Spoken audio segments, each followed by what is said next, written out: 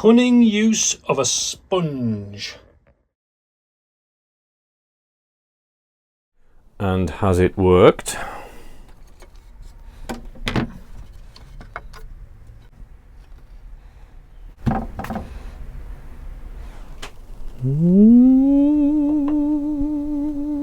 So here we go.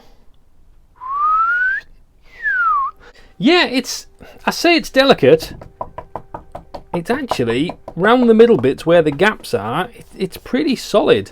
I'm slightly scared of finding the humbucker and control pot hole. But the issues that we do have are still round the edges. So you can see here how you get little bits like that want to come off. Now I know that there is the overlap, but when I sanded down the back, a similar problem occurred. As you go round, there's little sections like that there that just chip off.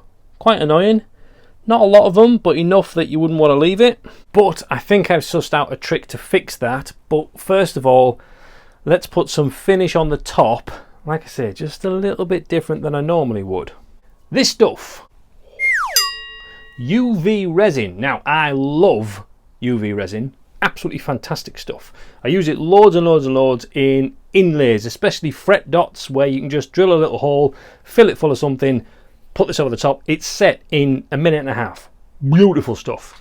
And I'm going to use this on the face. Pour it on, rub it in, so you'll still feel some texture, I hope. I don't want it just resin super slick shiny. That's not the result I'm after. Now amazingly for me, I am actually going to put a rubber glove on, because I do find a finger is just the best spreader for pretty much anything.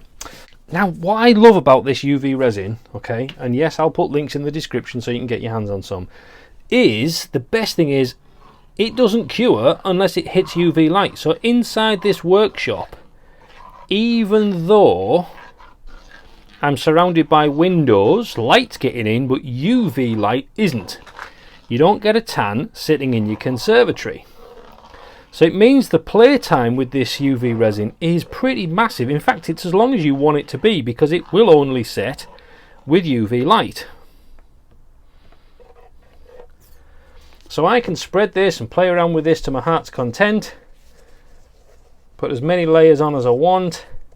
And it will only set when either I get the UV lamp on it, or I just simply take it outside in the sunshine and it's done. See, most of that I've poured on there is actually just soaked into those cracks, hasn't it? So we can stick some more in. And I don't need to worry about stripes or anything like that, because it's all just going to blend in.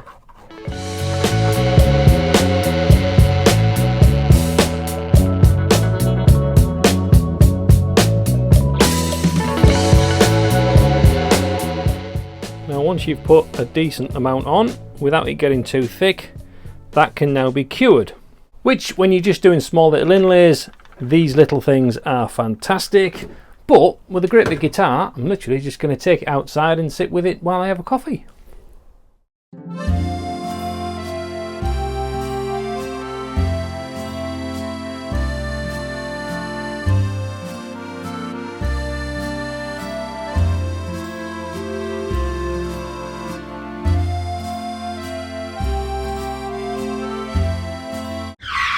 So I'm going to do exactly the same on the back, but we do have these sections where we've got little bits that fell out. So I'm going to fill those with resin too.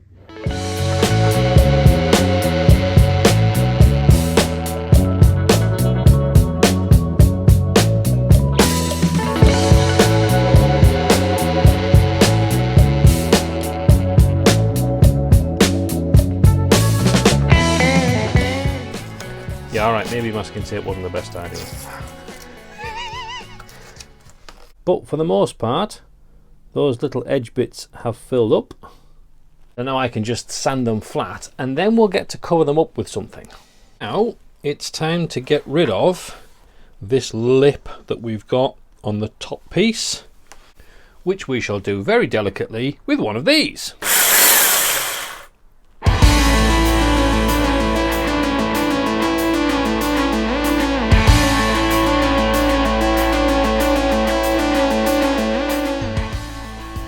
So those little resin cavities are now full and smooth, but obviously look a little unsightly, but we're going to fix that in a bit. For now, I'm probably going to find some more when I start cutting holes in this top for putting the humbucker in and the bridge and then the control plate. I've got to find the hole in here. And I'm not scared of putting that off at all. Is it time for another coffee yet? Right, I've put my big girl pants on and I'm ready to go. Okay, so that's the edge of my fretboard, so strings are going to go in from that. It should also allow me to find the centre on here. We also need to measure off, obviously, where that bridge is going to sit. Okay, right, so there is my bridge line. And I can find the centre between those two sections there. If you don't own a centre finding ruler, well, I'll put a link in the description because quite frankly you should.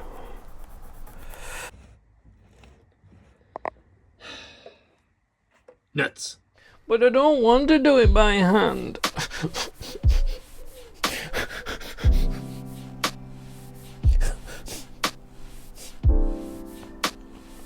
One more masking tape.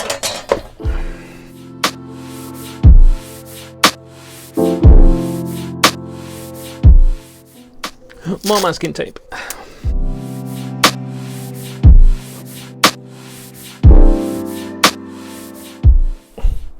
If you're ever likely to pray for someone, do it now.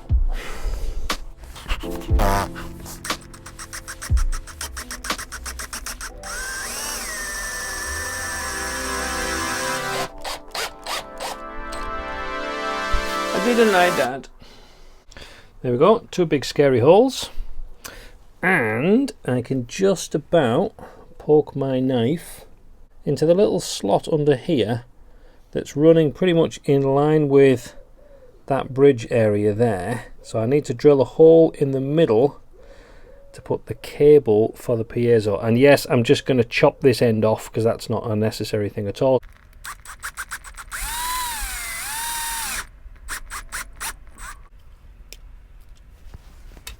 And with those holes drilled, we can now go for the humbucker, which is going to be under that slightly flexy section there.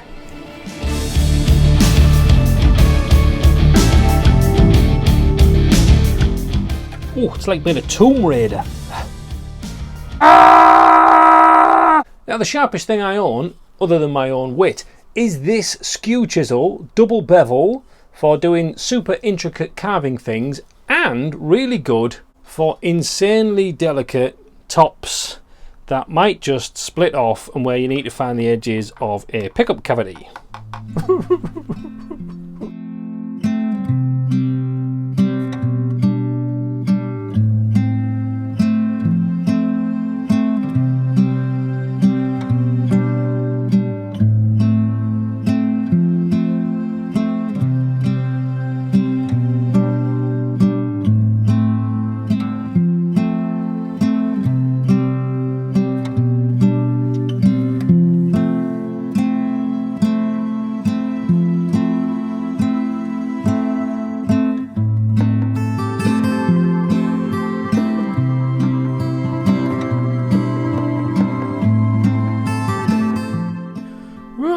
Not too bad. Certainly could have been worse. Now if I'd been really clever, I'd have measured how far down and exactly where the control cavity is inside here. Unfortunately, I'm as thick as mince and didn't measure that. So we're going to do this. Old video that shows me exactly how many thicknesses of plywood I can drop down from the edge, knowing that the hole's going to be in that area there. Did somebody say sketchy? So, according to this, we have the bottom of the pickup thing there, which is there, and we've got one beam, if you like, and then the full width of an 18mm ply, then the gap. So, width of one of those little beam things, full thing, gap should be there. Yeah? They'll be there. Yeah, sketchy. Yeah, sketchy, yeah. Hee. There's a hole. Ha ha ha. Yes.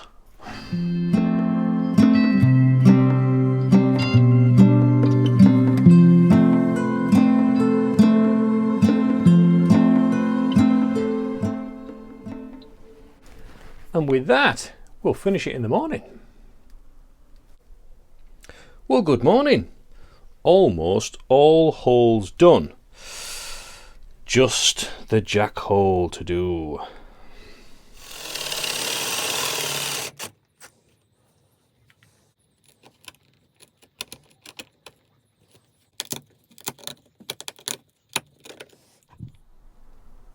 Now we have all holes drilled, it's time to cover up those unsightly edges, because I've decided I'm going to put a black burst around the edge. Now just excuse me a moment while I find my paint booth. It's in here somewhere.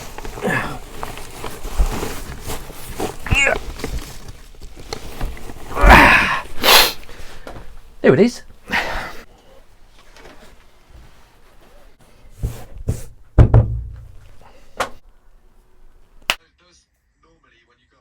Now, there's no way I'm just going to freestyle this. So here's a cheeky little top tip.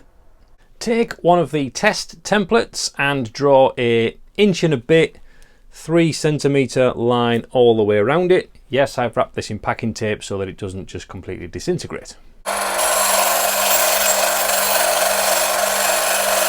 So here we are with the smaller body shape, looks a little bit funny, and I've glued on a block on the back. Now what's going to happen is we sit that on there, and that little bit of distance between the two means when I spray from this angle all the way around, it's going to cover this section.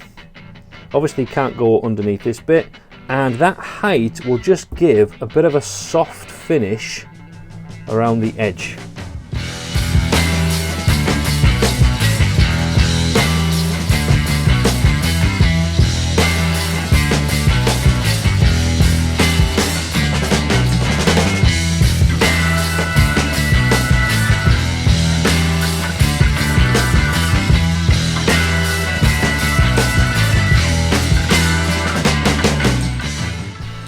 And once dry, we can remove that, and that's given us quite a nice burst, I think.